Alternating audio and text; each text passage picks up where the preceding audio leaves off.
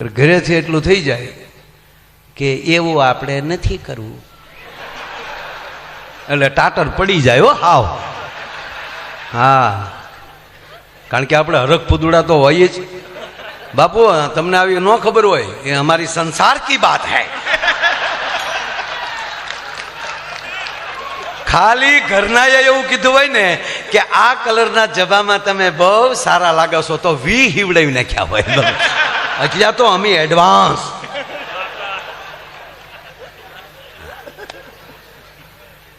એક બેન ને બે જણા પતિ પત્ની સવારમાં જ નીકળ્યા, સવારમાં જ ઘરેથી નીકળ્યા ને, પણ બેન એવા વાત વાતમાં અને ઓલો ગાડી હાકે જાય. ત્યારે ઓટો ગેર નહીં, તપાસા બેન હરી શકાય.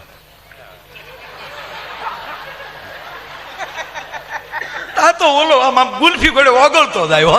આપણે એમ થાય કે આગળ ડબલે ડબલે ડોલમાં ભરવો પડશે. ત્યાં પાછા બોલ્યા, આ તો તમે મને એવા લાગો. આ તો સીધો બાપુ સોનીના શોરૂમમાં ડાયમંડ જડિત હાર લઈ લીધો, પાછા ઉપડ્યા, સારા રેસ્ટોરન્ટમાં જમ્યા, જમીન પાછું આ તો તમે મને એવા લાગો. ત્યાં તો બાપુ કપડાના ઓલામાં હાડીઓ ડ્રેસ. હાજે ઘીરે આવ્યા ત્યારે કે આ તો તે મને એવા લાગો. ઓલો કે હવે તો કે કેવા લાગો. આવી જ રીતે મારા બાપા આમ જ મને લાડ લડાવતા, મારા બાપા જેવા.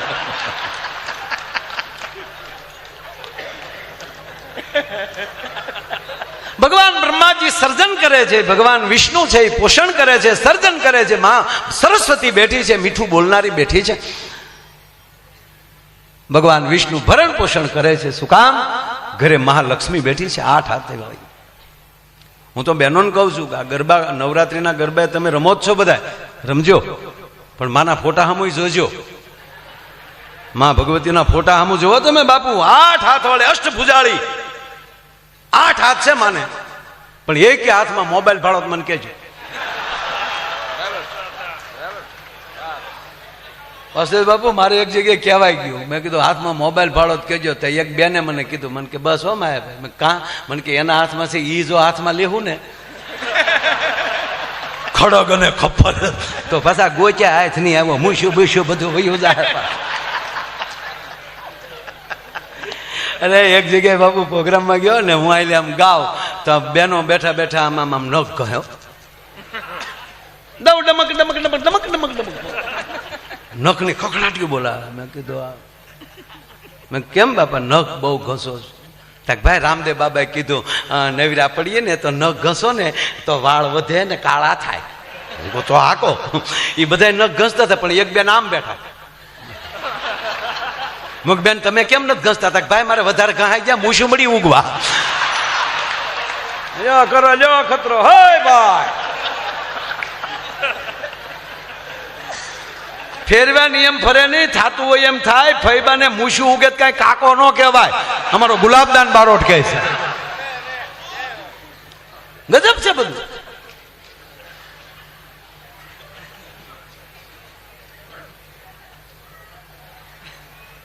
જેટલું બને એટલું મીઠું બોલો, જેટલું બને એટલું ઉદારતા દાખવો. અને ત્રીજા દેવ છે બાપુ, એ ભોળિયો નાથ છે. તો આ વસવાણભાઈ ઓલું લીધું નથી, નકર એ જે શિવ તાંડવ લે છે સોયત્રા કાઢ નાખે.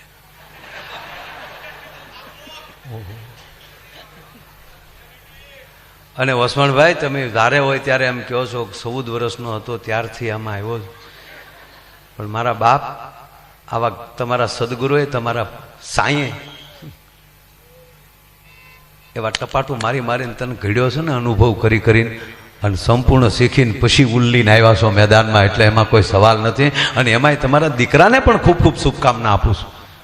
અને પાછો ઓણ તો બાપુ 3જા મહિનામાં એને પરણાવવાનો છે. આજ તો મારે લગ્ન ગીતે ગાવા, કારણ કે ઓણ મારા દીકરાના લગ્ન છે. છેલ્લી વાર માયો આયર બાપ વરનો બાપ બનવાનો છે, પછી કોઈ દી નહીં બને. છેલ્લી વારો. હા, એટલે બધા આવજો લગ્નમાં. અને સંતો બધા ધારાસભ્ય છે, ખાસ આવજો બધા. હા, અરે બધા એટલે એમાં કઈ આયરનું ખોરડું છે, મુદાણા શું કેવી વાત. જય દ્વારકાધીશ મારા વાલા. અને દ્વારકાધીશે કીધું છે 50 જણાનું રાંધી નાખજે, અને પછી દ્વારકાની ધજા હામું ગુરુની હામું જોઈ લેજે, અને પછી 50,000 જમી જાય, અને તારી દેગમાં જો ફેર પડવા દઉં તો હું દ્વારકા વાળો ન કહેવાઉં. બાપ એના ભરોસે છે. દોસ્ત મોજ કરવાની, આનંદ કરવાનો, લહેર કરવાની છે. પણ ત્રીજા દેવ છે એ મહાદેવ છે. યાતે રુદ્ર શિવા તનુર્ઘોરા પાપકાસી નિત્યાનસ્તનવા સંતમયાગિરી સંતા વિશાખ સિંહ. અને ત્રીજું નેત્ર જેથી ખોલી નાખે તો બ્રહ્માંડનો ગોળો તૂટી જાય. એ મહાદેવ મહાન છે એનું કારણ એ છે ઘેરે ભવાની બેઠી છે.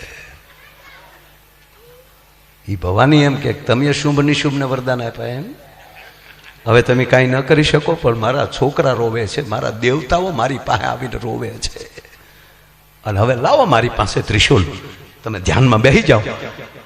અને એ ચંડી બનીને હાથમાં કહેવાય ત્રિશુલ લઈને માનસરોવરમાં સ્નાન કરી અને છૂટા કેશ લઈ અને સંગ્રામમાં નીકળી જાય તો એ ચામુંડા બની શકે, મહાકાલી બની શકે. એટલું નહીં, 9 દિવસ લડે, 9 રૂપ લઈ 9 દુર્ગાના મને તમને દર્શન કરાવી દે, એનો પતિ મહાદેવ બની શકે. બારા નીકળતા નહીં, મારી લેશે ઘરમાં. હવે આ જાઓ.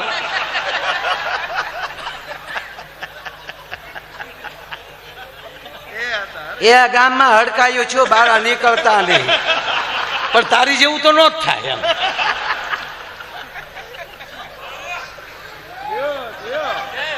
ગજબ છે દુનિયા. બાપુ હજી સુધી મને તો કઈ ખબર નથી પડ્યો, પછી બધાને ખબર પડી હોય તો બધા જ્ઞાની હોય. સુખ કોને કહેવાય, દુઃખ કોને કહેવાય, હજી મને હલ નથી છે. માણસ સુખ કોને કહે છે મને તો એટલી ખબર પડે કે જેની પાસે આવી સંપત્તિ આવી હોય અને એ આવા સદગુરુના સંતોના સાનિધ્યમાં આવા રૂડા ભાગવત કરે અને લાખો માણસોને હરિહર કરાવે, આમ કહેવાય ગયો ભજન અને ભોજન જે એની સંપત્તિમાં ભરપૂર કરાવીને વયો જાય, આનાથી દુનિયામાં બીજો સુખી ન હોય. બાકી કરોડપતિના દીકરાએ કોરોનામાં છોકરા પરણાવી લીધા. કોરોનામાં 50-50. વરરાજો એમ કે નહીં પપ્પા, અમારે ઓસમાનભાઈનો માયાભાઈનો પોપટભાઈનો ડાયરો કરવો છે, પૂનમબેનના ગરબામાં લાવવા છે. નહીં બેટા, સરકાર ના પાડે છે. કે પણ પપ્પા 2 વર્ષ ખમી જાવ તો 2 વર્ષ ખમીએ તો સંબંધ તૂટી જાય એવું છે, કારણ કે હજી આપણને ઓળખ્યા નથી ત્યાં પરણી જવાય.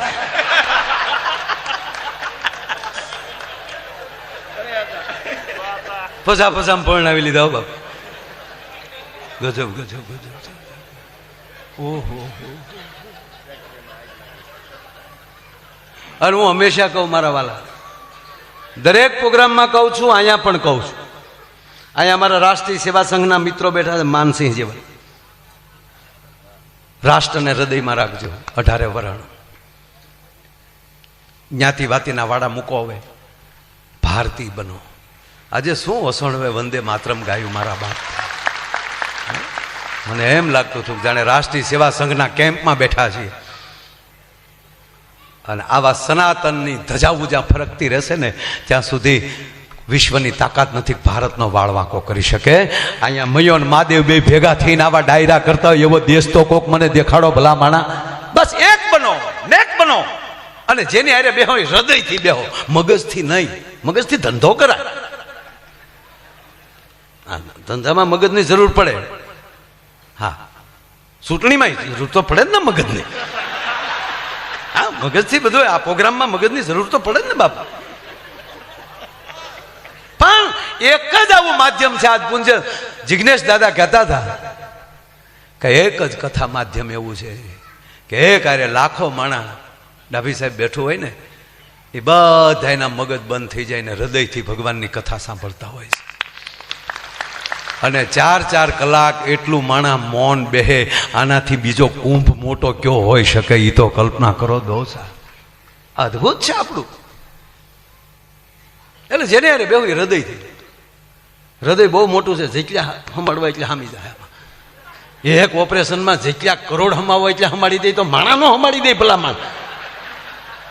એક સર્જરી કરાવતા કેટલો હામી જાય એમાં. નકર એટલું છે ધડક ધડક ધડક કુછ કુછ હોતા.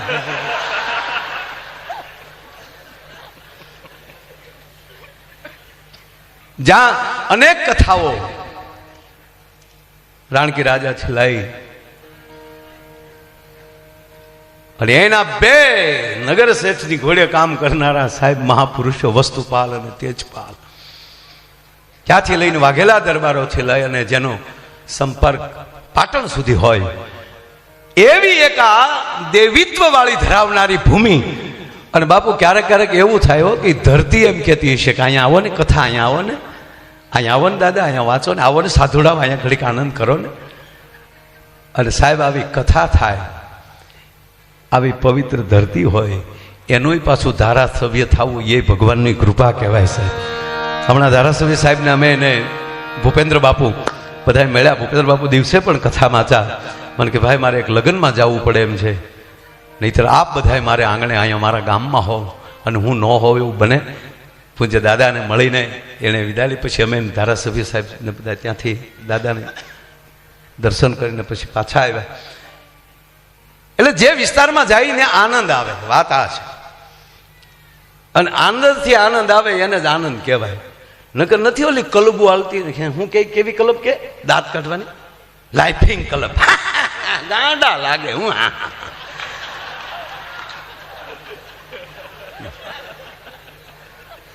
હવાના પોરમાં આપણે જોઈ ને નીકળે બધા. એનું કારણ એ છે કે ઘરમાં કોઈ આનંદ કરાવે એવું નથી. પણ આપણું ઘર છે આ ભાગવત મંડપ. અને હકીકત છે ને ભાઈ, જો તમે સાંભળી લો, આપણા બાપુ ત્રણ ભગવાન મેન, બ્રહ્મા, વિષ્ણુ ને મહેશ, આપણા ત્રણ મેન. એનાથી કોઈ મોટું છે નહીં. મેં જ ક્યાંય ફેડ્યું નથી. ત્રણથી કોઈ મોટું નથી. પણ ત્રણેય મોટા શું કામ છે જો તમે, ત્રણેય મોટા શું કામ? તો બ્રહ્માજીનું કાર્ય શું? સર્જન કરવું, સૃષ્ટિનું સર્જન કરવું, નવું કંઈક બનાવવું. એ આ બ્રહ્માજીનો પરિવાર, આ પ્રજાપતિ.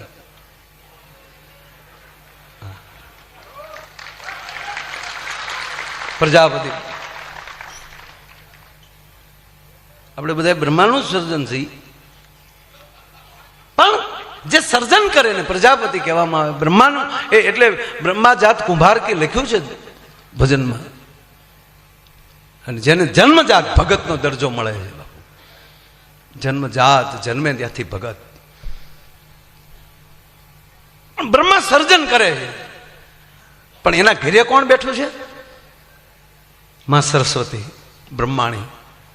જેના ઘરે સરસ્વતી જેવી સુરીલી અને મીઠુડી માં બેઠી હોય ને એનો પતિ સર્જન કરીએ કે. બાકી ઘરે આવ્યા ભેગા ઉપાડે, ક્યાં ગયા હતા ને ફોન કેમ નહોતા ઉપાડતા? અને મેં ફોન કર્યો ત્યારે એ કે ઓલી કોણ બોલતી હતી, એ આપકા કોલ નહીં લે સકતા. એટલે એ બાઈ નહોતી કેસેટ, એવું કાંઈ કેસેટ ન હોય, અમે ફોન કરીએ ત્યારે એવું બોલે. સાહેબ આનો સર્જન ન કરે, વિસર્જન કરે ડોહા. ભગવાન બ્રહ્મા છે એટલે પાયામાં માં બેઠી છે. મારો કહેવાનો સૂર્ય છે. સાધુડા ભજન કરે છે પણ પાયામાં ભક્તિ નામની શક્તિ બેઠી છે. શક્તિ વગર શિવ મોટા ન થઈ શકે. બીજા આપણા ભગવાન છે વિષ્ણુ છે. તો વિષ્ણુનું કાર્ય શું છે? સર્જન કરવું, સોરી ભરણ પોષણ કરવું. ભગવાન વિષ્ણુ આખી દુનિયાનું ભરણ પોષણ કરે છે, વિશંભર છે. તો બીજાનું ભરણ પોષણ કોણ કરી શકે? ઘરે મહાલક્ષ્મી બેઠી હોય ને ઈ. બાકી લુગડા ધોવા આપ્યા ને એમાંલી 500 નોટ ભૂલની ખિસ્સામાં રહી ગઈ તો ધોતી હેરવી લેતી હોય. ત્યાં કાંઈ બીજાનું પોષણ ન થાય, ભક્ષણ થાય. આપણે ક્યાંય ખિસ્સામાં પૈસા હતા ને એ અમને ન ખબર હોય, એ તો ધોકાવાઈ ગયા હોય. એટલે અમે ધોકાવાઈ ગયા એનું કાંઈ નહીં.